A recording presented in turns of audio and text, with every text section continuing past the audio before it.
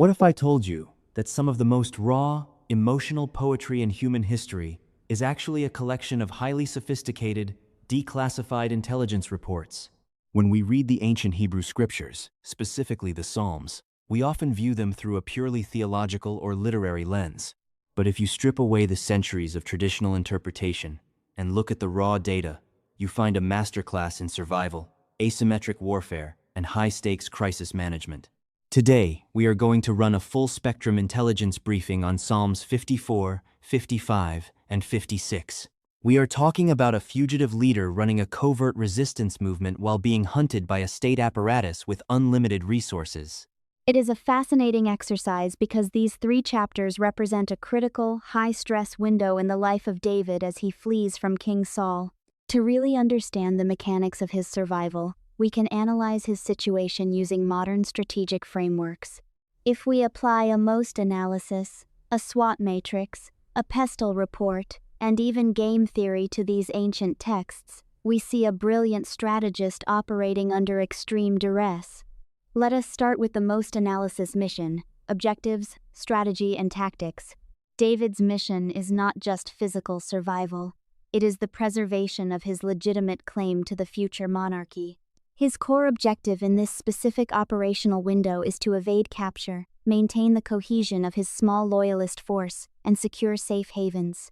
And his strategy to achieve that is highly asymmetric. He cannot fight Saul's standing army head-on. That would be suicide. So, his strategy relies on high mobility, leveraging rugged terrain, and establishing a network of covert sympathizers. But as we see in Psalm 54, that strategy constantly collides with reality. The tactics he employs include rapid tactical retreats, counterintelligence, and interestingly, using his spiritual devotion as a psychological anchoring mechanism to prevent operational panic. Exactly. That psychological anchoring is actually a key strength in his SWOT analysis. If we map out his strengths, weaknesses, opportunities, and threats, his primary strength is his high morale, highly agile core group, combined with his own reputational capital. People viewed him as a charismatic, divinely appointed leader. His weakness, however, was massive. He had 0 state-backed supply lines, no permanent geographic stronghold, and he was suffering from severe operational fatigue. The emotional toll is incredibly clear in Psalm 55. He talks about his heart being in anguish, wishing he had wings like a dove to fly away and be at rest in the wilderness. That is not just poetry. That is a detailed description of burnout and acute psychological stress. He is realizing that his internal security has been compromised. Which brings us to the threats in the SWOT matrix. The threat landscape was lethal. He faced a total state-sponsored manhunt by Saul, but the immediate, destabilizing threat was domestic betrayal. In Psalm 54, the Ziphites, who were actually from David's own tribal group, betray his location to Saul. In Psalm 55, the threat becomes even more intimate. A close personal advisor, someone he shared meals with, turns double agent.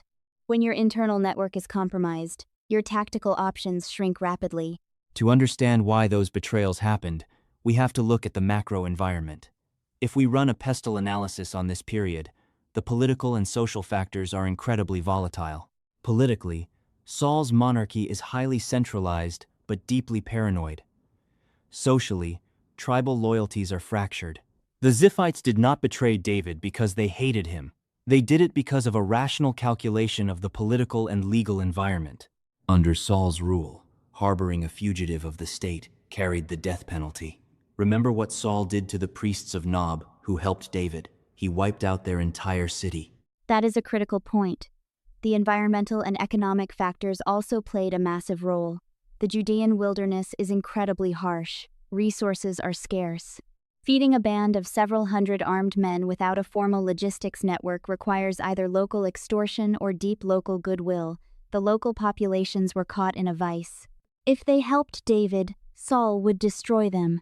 If they did not, they risked angering David's armed band. So, from a legal and social perspective, reporting David to the authorities was the safest way for these local communities to mitigate their own risk. It is a brutal survival landscape. And speaking of high-stakes survival, analyzing these shifting alliances and desperate moves is exactly what we love to do here. It is about looking at the world, past and present, through a lens of deep strategy and human drama. It really is. And if you enjoy these kinds of deep, analytical dives where we unpack complex situations, whether they are ancient historical standoffs, modern geopolitical maneuvers, or even the subtle dynamics of popular culture, you should definitely check out our parent podcast, The New Sentinel. Absolutely. The New Sentinel is a podcast entirely dedicated to providing in-depth discussions and deep dives into a wide array of topics.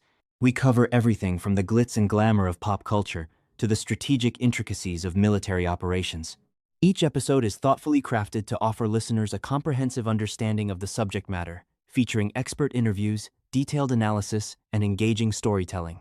Whether you are a pop culture enthusiast or someone with a keen interest in global security, The New Sentinel has something for everyone.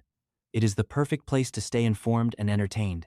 You can find it on all major podcast platforms. It is a fantastic show, and it really helps frame how we look at strategic decision-making across history. Which brings us back to the most fascinating tool we can apply to Psalms 54, 55, and 56, game theory. If we look at these events as a series of strategic games played by rational actors, the decisions make perfect sense. Let us break that down. Start with Psalm 54 and the Ziphites. How does game theory explain their betrayal of David? We can model the Ziphite situation as a classic coordination game with asymmetric payoffs. The Ziphites have two choices: cooperate with David by keeping his location secret, or defect by informing Saul. If they cooperate with David, their payoff is highly uncertain. David might become king in the future, but right now, he is a fugitive. If Saul finds out they helped David, the payoff is catastrophic, complete destruction. If they defect and inform Saul, they guarantee their immediate safety and earn royal favor.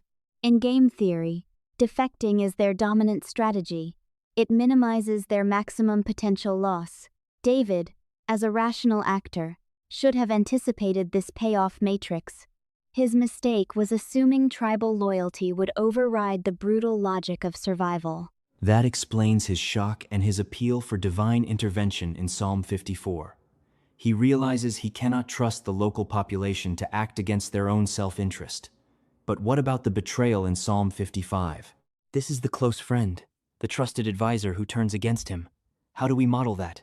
This is a dynamic, multi-stage game of shifting alliances. In a long-term campaign, players constantly update their beliefs about who is going to win. The advisor, often identified historically as Ahithophel, is looking at the trajectory of both Saul and David. He runs a cost-benefit analysis. David's stock is plummeting. He is living in caves, his resources are dry, and the psychological pressure is cracking him. Saul, despite his instability, still holds the treasury, the army, and the state apparatus. The advisor calculates that the probability of David's victory is dropping. To maximize his own future utility and political survival, he defects to the winning side. It is a cold, rational calculation. For David, it is a devastating emotional blow, but from a game-theoretic perspective, it is a standard realignment to the perceived dominant player. It is ruthless. But David's counter-move in Psalm 56 is perhaps the most brilliant application of game theory in the entire sequence. This is when he flees to Gath, which is enemy Philistine territory. He gets captured by the king of Gath, Achish. Talk about jumping from the frying pan into the fire. How does he survive that? This is a classic signaling game. When David enters Gath, the Philistines recognize him as the legendary military commander who killed Goliath. The payoff for King Achish to execute or imprison David is incredibly high. David is trapped. If he acts like a captive general, he is executed. He has asymmetric information. He knows he is sane and dangerous, but the Philistines only know his past reputation. To survive, David changes the signal. He feigns madness. He starts scribbling on the gates and letting spit run down his beard. Right. He plays the madman. And in doing so, he completely alters Achish's payoff matrix. Exactly. In that ancient culture, madmen were often viewed with superstitious dread or pity, but certainly not as strategic military threats. By signaling absolute pathetic insanity, David reduces his perceived threat level to 0. Achish looks at him and says, "Am I so short of madmen that you bring this fellow here?" The payoff for killing a helpless madman is low, and the spiritual risk of harming someone touched by madness is high. Achish lets him go. David used strategic irrationality to escape a dominant opponent. It is a brilliant Nash equilibrium shift. He played a weak hand perfectly by changing the rules of the game. It is incredible how these ancient texts, which we often read as purely spiritual expressions of despair and hope, are actually documenting real-time strategic maneuvers. He is navigating betrayal, managing psychological warfare, and using brilliant behavioral psychology to survive against overwhelming odds. And what makes these psalms so enduring is that they do not sanitize the experience. You see the cold strategic calculations, but you also see the immense emotional and spiritual cost. In Psalm 56, he writes about how God keeps track of all his sorrows and collects his tears in a bottle. He is running SWOT analyses and calculating game-theoretic payoffs, but he is also weeping in private, terrified for his life. It shows that true strategic leadership isn't about being an unfeeling machine. It is about navigating extreme vulnerability while still making the hard, rational decisions necessary for survival. That is the real takeaway. Whether you are analyzing ancient battlefields, modern corporate boardrooms, or geopolitical standoffs, the structural dynamics of human conflict remain remarkably consistent. Surviving the wilderness requires a delicate balance of cold, calculated strategy and deep internal resilience. It makes you wonder how many of our modern crises are being played out using the exact same playbook written in the caves of Judea thousands of years ago. Thank you for walking us through this intelligence briefing. To our listeners, keep analyzing, keep questioning, and don't forget to check out the new Sentinel for more deep dives into the strategies that shape our world. Until next time.